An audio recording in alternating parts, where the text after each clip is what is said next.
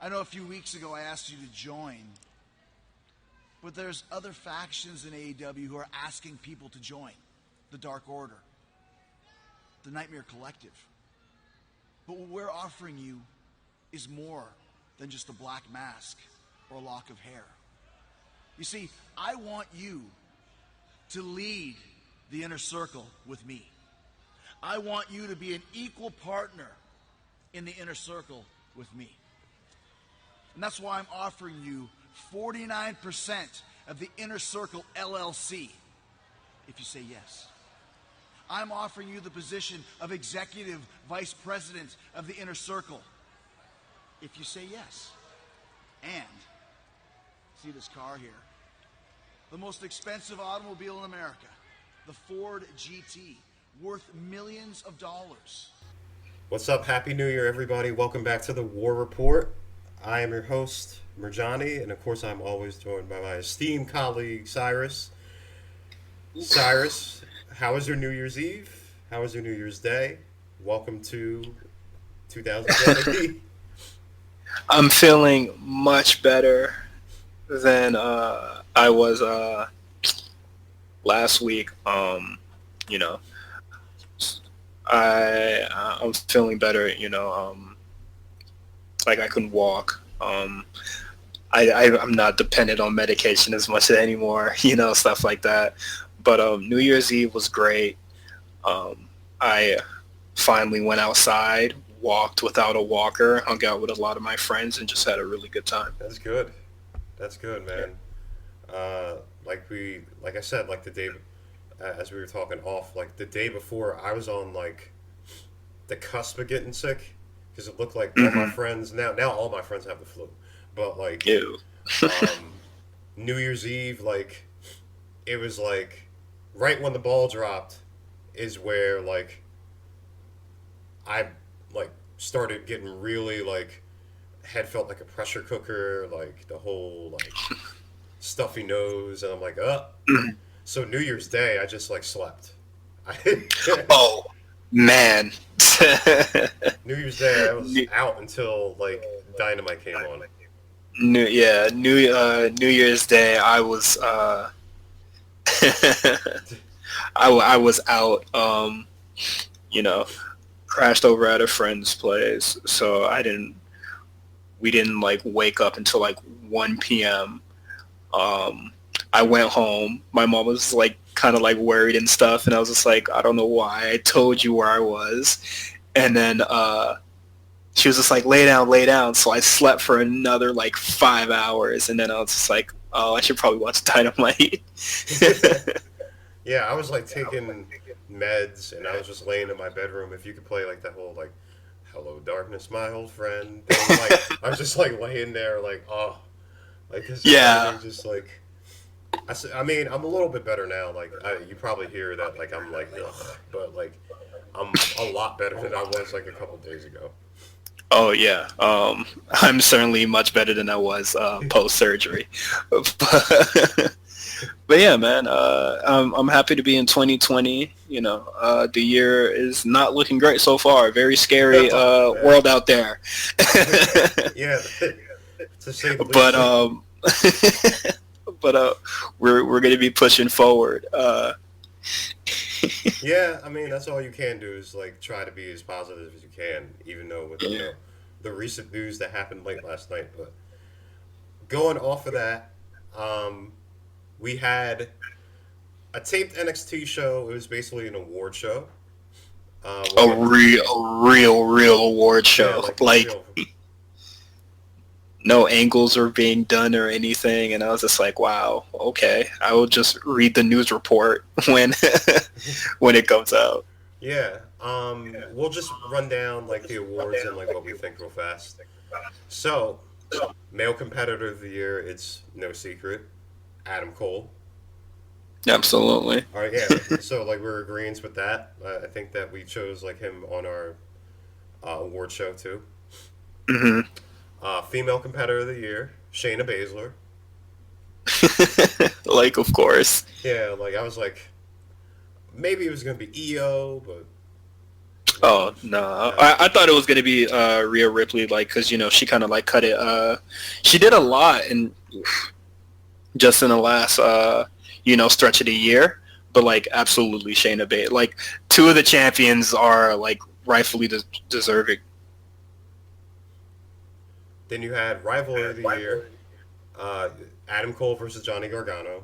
I mean, which lasted like most of the year. Yeah, that was most of the year. Their Triple Series. Future Star of the Year, Dakota Kai. I didn't see that coming. I actually was expecting like a Candice LeRae or something, but I'm completely fine with Dakota Kai winning here. I think Rising Star. Well, I think, and then Takeover of the Year. Then we had War Games, of course, right? Oh yeah, Like, I'm glad we're in agreement there because I absolutely loved War Games. I think a close second is Takeover 25 for me. Then we had Match of the Year, Cole Gargano, Takeover New York. Rightfully so. Like, Breakout Star of the Year, Keith Lee. That Survivor Series match, baby, pushed them over the edge. And those matches with Dijakovic too, and then him pushing Adam Cole into the stands.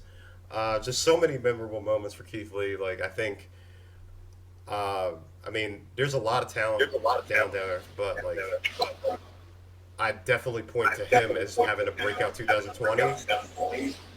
Mm-hmm. Absolutely. But they also announced the Dusty Classic teams too. So I'll just read them off. So we got the Undisputed Era, of course. We had the Forgotten Sons. We had Matt Riddle and Pete Dunne. Kushida with a mystery partner. And then we got representation from NXT UK, thankfully. Yeah, which we were both pulling for. The Grizzled Young Vets, Gallus, Imperium, and Webster and Andrews, which is going to be really fun. Like literally all the teams we were pulling for are there and more. I wasn't expecting Imperium to join, but there are 4 members. I think really good stuff. I'm glad they got some NXT UK representation in there. My only issue with the whole thing is Riddle and Pete Dunne. Like they are absolutely the team that is the, what do we do with these two guys? Yeah, I feel like you can't like lose in the first round or anything. Their first round matchup is against Mark Andrews and Flash Gordon Webster. Oh damn, they're screwed. Yeah. But like I don't know, like this team is like, of course, like it's super random. Like Pete Dunne is part of like a different faction, British Strong Style, and they're not here. He's just teaming with Matt Riddle for some reason. It reminds me of like the Aleister Black and Ricochet team, like before they were sent off. Yeah. Or it just reminds me of like just those really weird tag teams that would be in in the Dusty Classic, like when Rich Swann was No Way Jose, Baron Corbin, and Rhino. Just like super weird teams. But it is what it is. You got any guesses for Kushida's partner? I mean, it might be Time Splitters time. Yeah, it has to be something big because if you're gonna do the mystery partner thing, like it can't be like Tyler Breeze or no BS like that, Yeah. So we'll just have to see. Yep. So the first round matchups are Imperium versus Forgotten Sons, Matt Riddle and Pete Dunne versus Mark Andrews and Flash Gordon Webster, Grizzled Young Vets versus Kushida and his mystery partner, and Gallus versus the Undisputed Era. It seems like all that I think Imperium is the only team that's going to last first round. Like all the other UK teams are getting kicked. Yeah, I looked at this bracket and I'm like, wow, so like NXT UK is going to take a lot of L's so far. Yeah. So, but it is what it is. It's going to be a good tournament. Can't wait to see it. So with that, we actually had a new ALW Dynamite show, and it was there was a lot that happened on the show. They packed a lot of things. They tried to like I'll give them credit. Like they tried to set up a lot of future angles.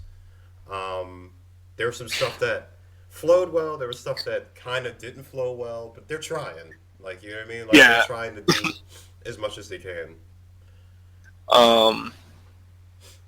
There's a lot of stuff that's packed into this show here, and I think some stuff definitely got forgotten, but it is what it is. I think this was a good show to start out the new year for them. Yeah. We started off with Cody and Darby Allin, but this is the inclusion of Arn Anderson as the coach. He's Cody's coach. Cody don't need no dang coach, man. Like this thing is so the coach thing is real silly to me. I'm sorry. Like but I understand. People want to see Arn Anderson, so go ahead. I thought like it was so most of this match I thought like played out like their first match. Like Darby's giving Cody fits because of his like quickness, and then there would be like little wrinkles. Like I guess he would go over to Arn and Arn would whisper to him. But like what got me was like, remember the coffin drop that was on the apron? It looked like Cody countered it, and then for the finish, Cody countered the coffin drop again, but Arn Anderson was telling him it was coming. And like he already countered it, so of course he knows like he knows it's gonna happen. Throughout the whole match, Arn Anderson kind of has like a paper over his mouth or something, and they're just like, oh, he's telling secrets. Like you know how like NBA players would like cover their mouth at ringside. And I was just like, what could he possibly be telling Cody right now? Like, honestly, I don't think Cody needs a coach. They just want to have Arn Anderson on screen for some reason. I definitely like their first match better. I'll say that for sure. I kind of like this match, but I agree with you that I like the first match better. Do you agree that Darby Allin should have took the L here? No. This whole show has been LOL Elite wins. Yeah, I would say that this AL Dynamite is like the Elite gets back on track, because I guess they heard when that Dark Order promo happened, like the Elite are losing too much. So like, it's like all Elite wins here, with the exception of Hangman Page. We'll get to that in a bit, but yeah, it definitely. I thought Darby should have got the win. Like I took. Yeah, absolutely. Like, he's their rising star, along with Jungle Boy. Like. Especially like, you know, Cody hasn't been too like into the whole Elite thing. You know, like the young, like everybody's kind of like doing their own thing. Like Cody isn't tagging with the Young Bucks or any stuff like that recently. So I definitely think Darby Allin could have got the win here, and you know, make stuff kind of shaky going into the next couple. Well, not next, just the next stuff with MJF. You know. Yeah. It'll be interesting. It'll be interesting to see how Arn Anderson plays in all the MJF stuff too. Like, what is he gonna do? How is he gonna integrate in that? Like, is he gonna coach Cody on how to beat the stipulations? Like, I don't know. I don't know. I don't know, man. I really don't think Cody needs a coach, like, at all. So we had the women's four-way for the women's championship. Riho, Nyla Rose, Britt Baker, and Hikaru Shida. I thought Hikaru was outstanding in this match. I think they went out of their way to get Nyla over too. Wasn't really sure if this was no DQ, but they did use the table. So I guess Oh yeah, it's no DQ because it's a fatal four way. fatal four way. Okay. Yeah, auto no rules or no DQ. Let's just say that Riho picked her spots. Oh boy, did she! You know what? I'm gonna hand that over to you because like I thought that like, it's weird having Riho as the champ, and I know like it's just weird having her be this way. Like get out of the action, all of a sudden do a couple moves, and then like what Britt said, like her doing the work, and then still win. Riho weak, bro. Please hand that belt off to somebody else. Like, still to this day, like all Riho really knows how to let me just reel it back a bit. Riho does pick her spots a lot in this thing, and it like the only spots she chooses is to break up pins. Like I don't really think she like I can't recall her grappling anybody. She throws a lot of forearm strikes to Nyla Rose that look super unbelievable, and I doubt it actually hurts like Nyla. Like I think Hikaru Shida and Nyla Rose like definitely like saved this match, and then Riho kind of like just steals the win, even though Britt Baker like literally like launches her off of her to break the pin.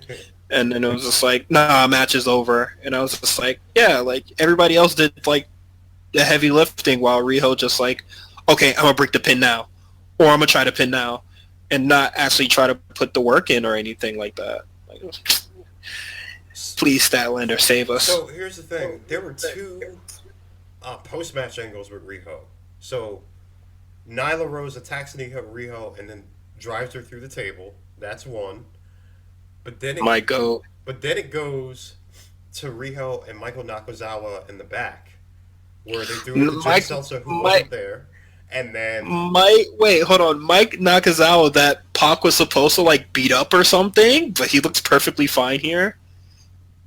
Going off of that too, like it looked like Riho was perfectly fine taking the table spot too. It didn't look like she was selling it. Oh, definitely not. But you know what she was selling? Being around a mic. I don't know why she looked so terrified with the interviewer dude there. So Britt Baker and then Britt Baker comes. Like heelish promo, like listen, like what I mean, you steal wins, you're barely here. I'm here. I am also a dentist, and I do my practice, and I'm still here. New turn for Britt Baker. Does she really have to mention that she does her dental practice and wrestles? Because we get it. You're a dentist. But Britt Baker is saying a lot of stuff that's on people's minds. And, everybody just goes, oh, she's just doing the Seth Rollins promo, and I was just like, are you serious? Like, she's absolutely saying facts. Like, Riho wasn't around for, like, a good, 3 weeks, and then she comes back, and then she, retains the title here? Like, come on, man. Be interesting to see what happens with the Chris Statlander match next week. Please save us. So, gotta get to this. Joey Janela, Penelope Ford, and Kip Sabian. Joey's doing a promo. Penelope gives him a prolonged low blow. Yeah, it was kind of... It was like, and then, Joey selling it for, 2 minutes. And then her and Kip Sabian come around, and there's been some Twitter banter as well, selling this feud. Oh boy, I wish the Twitter banter would stop. Yeah, it's weird. I don't want, because I think Penelope Ford is talented. I don't want the whole thing of Joey saying oh well, the whole I slept with her. I was just like, what? Yeah, I don't think it makes. I don't think makes Penelope Ford like look good, because all they've been saying on Twitter is like, yeah, I had sex with her. That's how she got a job. And she was just like, yeah, she can't come to the phone because she's sucking my dick right now. And I was just like, are you serious? Wait, Like, who said that? and I tried to discuss it with some people, and they're just like, it doesn't matter. They're probably all sitting right next to each other, just, laughing it out. Ha ha ha. And I'm just like, probably not. Yeah, like the whole, that's the reason she got hired. I'm like, that's, like, come on, man. Yeah, People were complaining about, like, the whole, like, Lana storyline, but, like, this... Yeah, AEW is giving a stab at it, and nobody bats an eye because, well, Joey and Penelope actually dated, so it makes sense. Like, Rusev and Lana aren't married. Well, I mean, Liv and Lana aren't married, but yeah, I don't know when they're gonna have their match. I feel like it's going to be a Revolution thing. Yeah, I would save this for Revolution. Please don't put this on Dark. You know what I mean? Yeah. My thing is how messy is this gonna get? Oh, it's gonna get messy. And how long is this feud actually gonna go? We got to the end of February. Build up to Revolution, so... Yeah. Oh, okay, so that's a pretty long time. Because I was also talking about, how long is it going to be? And then people were just like, well, they're going to have the match and then they're going to end it. And I was just like, oh, okay, way to, not milk it. Yeah, like a certain Heyman would do. Well, like, Joey had that feud with Shawn Spears, right? Like, he tied up Tully, and then, that went away, and then it went into Shawn Spears looking for a tag partner. So people were saying that when Joey tied up Tully and Shawn Spears left the match, it left Kip Sabian alone in the match so he could get beat up by Paige and Omega. And I was just like, maybe Kip should be mad at at Shawn Spears for just abandoning him for his old guy that doesn't really do anything. But it is what it is. Dark Order had a promo. I saw some people complain, like, they ended the show last time we saw ALW 2 weeks ago, but they just had a short promo talking about the Elite. Do you agree? Yeah, if you're going to give them, the big spotlight at the end of the year, you kind of want to have them do something at the top of, the year, like, why didn't they interfere in the Elite or, in the main event? Why didn't they, attack Cody or something? Probably should have had them do more than just a promo. So we had Jon Moxley versus Trent. I thought this was it was a fine match. I thought it was fine. But the story here is Sammy Guevara and Jericho extending their invite to the Inner Circle. Now Jericho... Again. I think Jericho was either renewing his vows or going to Japan because they're going to be fighting this weekend. So, with the invite to the Inner Circle, Jericho has offered 49% of the ownership of the Inner Circle LLC. And also... Whatever that means. His own Ford GT. I got jokes, but I'll let you finish first. All right. 49% are ownership. I'm like, okay. What about the other guys in the Inner Circle? Like, they, like, you know what I mean? Like, they just like, well, all right, we're cool with this. Like, we're just gonna let Moxley kind of take over.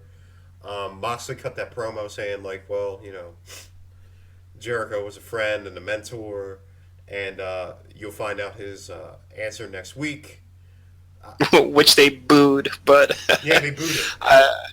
Yeah, I understand though. It would have been weird to give his answer while Jericho wasn't there. Yeah. Because for probably New Japan reasons or renewing his vows. So, but I can wait. I know you wanted to talk about the Ford GT a little bit, so go ahead. Okay. Okay, so Jericho pulls out the Ford GT. It's a nice looking car. Jericho says they had to like pitch in like 5 ways to pay for the car. Doesn't say what year it is. So kind of saves himself there. But I looked at the latest 2020 model, and it's only like 500,000, and I'm just like, yeah, there's a lot more expensive cars than like he was definitely trying to like really oversell the car, and I'm just like, yeah, Moxley probably could like already afford that, just doesn't want to. He probably has, like, he's mentioned that he probably has better cars. Like, he's a yeah. Like Moxley's like, everybody. Well, okay. Everybody pitched in 100,000 for the car. Car probably got mad mileage on it already. you just picture like, all right, Jericho's like, all right, I'm gonna be in Japan. Like, he gives it the keys to like Sammy or like Jake. Oh man. I don't know, man. Like, I don't know why they threw the car in there, because Moxley didn't even like seem remotely excited. He was like, "Well, that's a cool car." Yeah, he's like, "Well, that's a cool car. I'll give you your answer next week." Yep. I better see him doing damn donuts in the parking lot when he joined. Do you think he joins? I don't think he joins. No, absolutely not. That'd be weird. Like, it's just like, it'd be a swerve, but like, if you're setting up Moxley and Jericho for Revolution, like, it wouldn't make any sense unless he's going to swerve at the end. But what we found out was that even though records reset, the rankings don't. So Moxley is still number 1 contender. Okay. So that I think they did the reset a little too early. Yeah, like you've only had Dynamite for like 2 months and some change, Yeah. I think that they should do it in like 6 months, have your like in between pay-per-views, 6 months have the reset, and then the other 6 months like yeah, two cumulative seasons. But I don't know. I'm not in the ALW Discord, so I can't really pitch that. So that leaked into Sammy Guevara and Dustin Rhodes. I'm going to be honest, I thought this was the best match of the show. Oh yeah, this match is really good. Dustin is still like super crisp. I'm a little I'm iffy on the finish, because a lot of refs before has let that spot fly, and just this one time, this ref is just like, no, you can't do it. So I was just like, whatever, man. Like, you saw him setting up for it, and you didn't warn him at all. You waited till he was ready to kick him to actually say something. And then it led into interference, too. Yeah, that led into an interference from Jake Yeager. Hopefully they have the match at Revolution, so they could just get it over with. So hopefully Jake Hager can have a match and stop tweeting. That Canadian Destroyer on the apron, man. Like, it looked like Sammy came down on his head. Oh, yeah. I wouldn't have done that. I definitely would have saved that for probably like a pay-per-view match or something. I don't know. But Destroyers popped the crowd. So, what do you think about Drunk Hangman Page, man? I am not a fan of that. I do not like him. You know, being oddly rude to a private party for no reason. And then, if you're watching on Fight TV, you get to see Hangman's entrance, and he has like a glass of something with him, and I'm just like, all right, man. Drinking isn't like, edgy or cool. So I'm confused why they have him like publicly drinking like this. Man, I'm not. I don't think Hangman Page has like a drinking problem, but like it reminds me of. You remember those drunk angles? One they did with Hulk, from like Legion of Doom. Like how cringeworthy that is. Like watching that. I only remember the Scott Hall ones, and knowing how that turned out. I'm not too high on the publicly drinking stuff. Like Stone Cold, whatever, but he was like, toss a beer, chug a little bit of it, and whatever. And like even when Austin is just like, yeah, I was a little buzzed during those matches, I was just like, oh wow, that's wild and safe. The thing, okay, here's the thing with that. Like, I remember the whole thing because, and again, I just want to put out there, I'm not saying that Hangman Page has a drinking problem. I don't think he does, but the Hulk thing, he had actual drug problems, and they put it into a storyline where like Hulk would come down like drunk and like like forget to tag and like tag himself in, and it culminated because Droz was like taking his spot with Animal, and it culminated with like Hulk basically climbing up the Titantron and Oh Jesus! and like saying like he was gonna jump, and then Droz coming and like pushing him off, like basically like killing off Hulk. So like I'm just a little weary with like these alcoholic storylines. I know that like the storyline that Hangman Page is spiraling, but like I don't know. There's also that. I just think as long as he's not like walking down with a drink in his hand next week when he has a match, like I'm good. Or I don't like see him like take a shot before going out there, I'm good. But if this is his cowboy shit, then go off, I guess. Cowboy drink. So MJF comes down.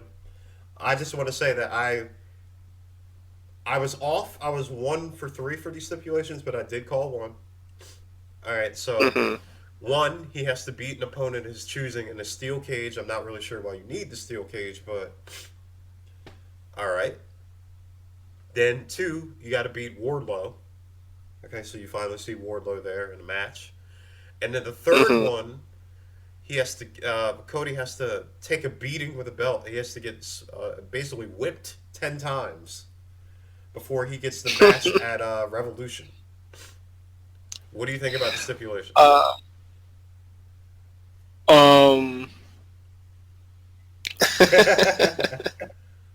third one will throw you for a loop.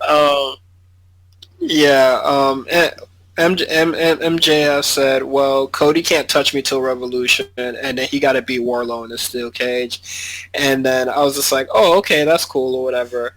And then he was just like, I want to whip you. And I was just like, all right, this is getting weird. Like, why? Why do you want to beat him with your Macy's belt so bad? the you can't touch me until Revolution thing, I should have saw that coming. Like, I was like, yeah, that's so WWE. You know what I mean? Like, Triple H and Austin basically saying, like, you can't touch each other before the match. You know what I mean? Like, which is fine. Yeah. Like, I like that. Kind of keeps them away from each other, even though they are, like, they already have been. Like, yeah. But, I want to see if Cody. I want to see how dramatic the whipping is gonna be. Like, Oh, you know it's gonna be dramatic. You know, like Like, people gonna be like, ah, you know what I mean? Like, yeah. Like, come on, you like 30 something. You shouldn't be like going crazy off the belt. Like, you're not a jet no more, man. well, like, I think that what the angle is gonna play out like is gonna be like, Cody like wanting to hit him but taking the beatings, and then like the crowd chanting Cody, Cody. You know what I mean? Like, Yeah, that is exactly how it's gonna go. But yeah, man, MJF gonna pull out his cheap Macy's belt, whip Cody, leave some marks. And I was just, yeah, and MJF is just like, I want to leave marks on your body. And I was just like, all right, this is bro, good. what kind of whip you trying to hit him with? what kind of stuff are you into? Live BDSM next week on AEW, baby. Well, it's weird because like even before that, like during the commercial break, like he's going around, he throws somebody's hat off, he kisses somebody, like. Be careful with kissing women in the crowd, man. Also, everybody acts like MJF is like amazing because he throws people's hats. Like, whatever. Like, oh my god! Like the bare minimum is being done. So to end the show, they had the Elite, which is like Kenny and the Bucks versus the Lucha Bros and Pac. They were supposed to actually have this match over the summer. I thought this was fine. I thought, again, like the Elite rallying to get another win, and the Lucha Brothers taking another loss. I don't know if I really want to see the Elite versus the Lucha Brothers again anytime soon. Oh, but you will. Yeah, be careful what you talk about or wish for, right? Kenny gets the win here. It was. If you wanted to put like an exclamation point on basically their first show, like we said, like all throughout, like the Elite stands tall, the Elite are strong, basically. After getting beat up by the Dark Order, who are not present on this Dynamite show. Neither was a Nightmare Collective. Wasn't Brandy supposed to have a promo or something? They're going to be on Dark this week. Oh, it's going to be on Dark. Okay, sorry about that. Spoiler alert, I think Awesome Kong has a match. Oh, okay. Yeah. So it was going to be a quick swash. You know it. I was talking, Huey from Perfect Play and Justin were talking, and then he mentioned that he saw the main event, and he was just like, yeah, man, that's like some really cool stuff. And, Huey isn't, he doesn't watch wrestling often. And I was just like, yeah, seeing something like that probably, like, it's probably some cool shit. Like, I wish I can go back, like, I wish I could watch a Young Bucks or a Lucha Bros match for the first time again. Because this match for me, it just, the main event for me, it just seems like they're really going through the motions, super kick, dragon suplexes, destroyers, the big three. And it kind of just went through the motions for me. Yeah, I felt like this was an Elite and Lucha Brothers match with Pac. You know what I mean? Like, featuring Pac, who's doing his own thing. Yeah, like it's funny because obviously you and I have seen ton of Elite matches, ton of Young Bucks matches, ton of Lucha Bros matches, where we're just kind of numb to all the spot fests, and then like somebody who like Huey, like, oh, that's pretty dope. Like, if you're watching it for the first time, this is like awesome to you. But like for us, like I thought it was fine, but I'm like, you know what? Like AOW has ended the shows like this a lot, like. Yeah. Like I don't know. Like it's like I don't think it's a bad thing. Like I just think it just goes through the motions for me, and certainly there's like WWE matches that like do the same thing as well when they do their 6 mans. But I thought it was a good main event to start the year off. Hopefully, you know, AEW gets on the right track. Like, we still got first show of 2020. We still got 2019 mistakes. Hopefully, by February, they get their stuff together. I think that what a good thing that they're trying to do is like set up future angles. That was pretty cool. Yeah, They had some solid like matches on there. They got to figure out the women's championship thing because like please get it off Riho. I think once you get it off Riho, the women's division is infinitely better. well, I felt like Nyla powerbombing her, and then basically Britt berating her is basically like punishment for Riho a little bit. Like I'm like, wow. I think that's shitty. Yeah, like I'm like, damn, they're just piling on. Like I know she does stardom stuff, but like I don't think she needs to be punished. I think that's a shitty way to go about it. I think Nyla Rose doing the powerbomb thing. I think that's just like her doing her heel thing. But the Britt Baker thing, I don't know. That was a little weird.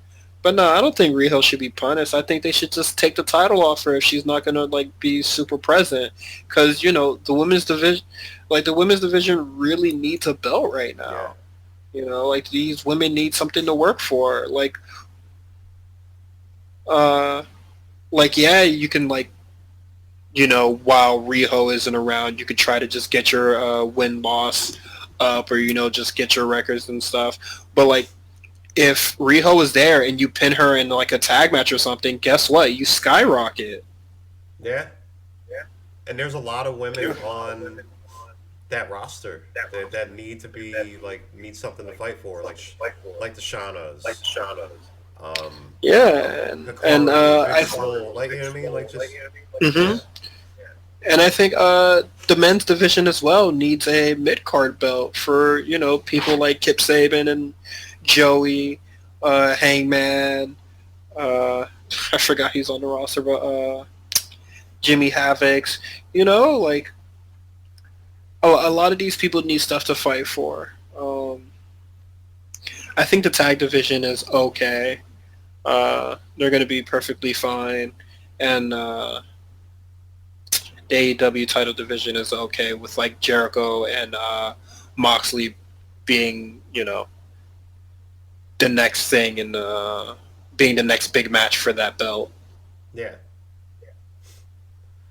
So I wish AEW luck 2020. This is y'all chance to really turn up.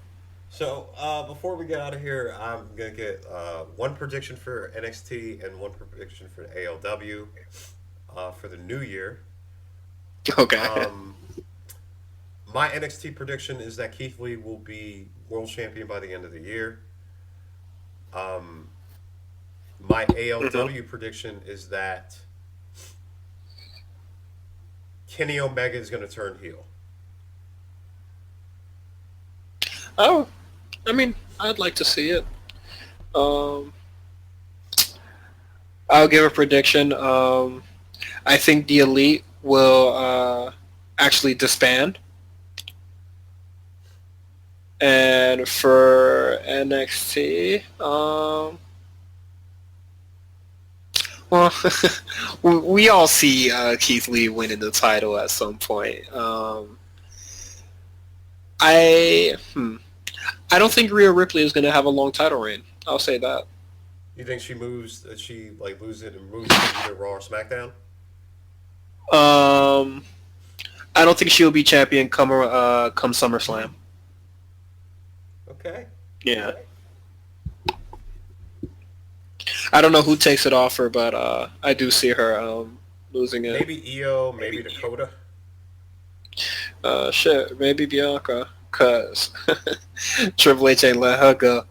But yeah, NXT is gonna have their first live episode of the year next week, so I'm excited for that. We'll have a full show. Yeah, we'll have a full show next week. All right, that's our show for this week. Yeah, like we said, it was just one live show and then the awards and the Dusty Classic. We will be back to Mm-hmm. full NXT. I'm interested to see what they have up their sleeve going forward for this year, and then we'll have the progression with Dynamite. As always, you can follow us at RNC Radio Live on Twitter, on Instagram. There's a new episode of the A Show where Manny joins Johnny, and they talk about. No, Mark. Mark. Mark joins Johnny, and they talk about that angle that happened on Raw. So, wait, can you give your quick thoughts on it? What'd you think? Because I'm pretty sure everybody's in agreement that that it was terrible.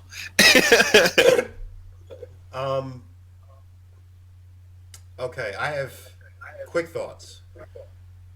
Not to like step on the issue or anything like that. When I saw it, I was like, "What the hell?" But I think back to other wedding angles. Like think about with like Lita and Kane, Mm-hmm. Test and Stephanie, where like Stephanie was passed out and they eloped. Uh, Oh my, yeah. Teddy Long had a heart attack with his. That Billy Gunn, the whole like same sex thing that they had. Mm-hmm. So I was like, this is basically business as usual. Like it's bizarre weddings for um with uh, okay, so complete thoughts. I'm like, damn, I really thought that Sonya Deville could have something like this, but at the same time, like, oh no. yeah, I'm like, I don't think. First of all, like, I don't want to put her in that position. I know that she's lobbied for like same-sex storylines, and I welcome that. I think that's needed more in wrestling. You know what I mean? Mm-hmm. But I don't think this is the storyline for it. this is not it. Like, this is not like. I think you would want her to have more like a more like serious storyline because. You know what I mean? Like she wants, like as she said, like she wants gold around her waist in 2020. So, um, it was crazy. It was carny. It was what I expected from a Paul Heyman show. I hated it, but I couldn't turn away. You know what I mean? Like it's like one of those like car crashes. Like you're like you know what I mean? Um, when I was watching Raw because I was supposed to be on the A show this week, but I had to pull out due to family stuff, and I was watching it, and I was just like, yeah, this is going longer than I like really wanted it to, and Lana is like, I would say like. Like I won't say like she's a really good heel. I just think that she's really good at being Yeah. annoying. So, so I think that works out for her. Um, I I had it playing in the background. I already turned the PS4 on, and I don't think I looked back at my screen until like Bobby Lashley's first wife came out. And then after she slapped Liv, I was just like, okay, I think I'm done here, and I turned the show off. Yeah, I was like, what a payoff for like those live Those promos. weird vignettes. Yeah, vignettes. I was like, um, Like, I I understand that like you can see the YouTube views, man. Like this feud is popping, bro. So I'm not gonna be mad at like do your thing. Like I don't hate it, but I do think it's bad. I don't know where this goes, but I'm Oh. interested to see kind of like where it does. I guess like I would I don't even Royal well, I can't even say for Royal Rumble because they're possibly gonna be in a Royal Rumble match. I was gonna say like maybe we see a Liv Morgan Rusev mixed tag, and then I was just like, oh, I don't really know if I want to see Lana wrestle. I mean, she has come out and said that she is going to wrestle in 2020. So Oh, Jesus Christ. But yeah, that's just brief thoughts back on that. we also have a new show welcoming X and Van Rid. Oh yeah. A comics podcast. That's a new show that on RNC Radio. Of course, we have like the best of 2019 shows also. As we get ready for a very busy, very prosperous, very blessed 2020 for hopefully for you and everybody in RNC. So, final thoughts, Cyrus? Uh, Man, we got a lot of content on the on the network. So if you just want to check everything out, Euphoria season 2 is going to be coming out. I think soon, according to Drake. So Overly Medicated with Justin and Mark is coming back. Late fees every Friday or every other Friday. I don't know what they're going to be doing for the next episode, but it's going to be some really cool stuff. Spot callers. We haven't finished the roadmap, but I think we're going to tackle some of the first submissions for this year. So we're going to be doing that. RSPN, of course, the best sports podcast on the universe. I'm Not a Genius for the December edition for Mark. Well, that's Mark's solo podcast, and he will be he's accompanied with Ryan from the Hack or Slash podcast. I think I got that right. And Mark said that he was going to reveal the GIF, his Secret Santa GIF on RSPN from RNC Secret Santa, and he didn't. So nobody knows that I got him an Apple HomePod for Christmas. And I'm very mad about that. But yeah, besides that, we're just starting out this year. This is the first Rural Report of the year. The first A show of the year was yesterday. So we got a lot of stuff going on. Yes, sir. Until next week, we'll be talking to you.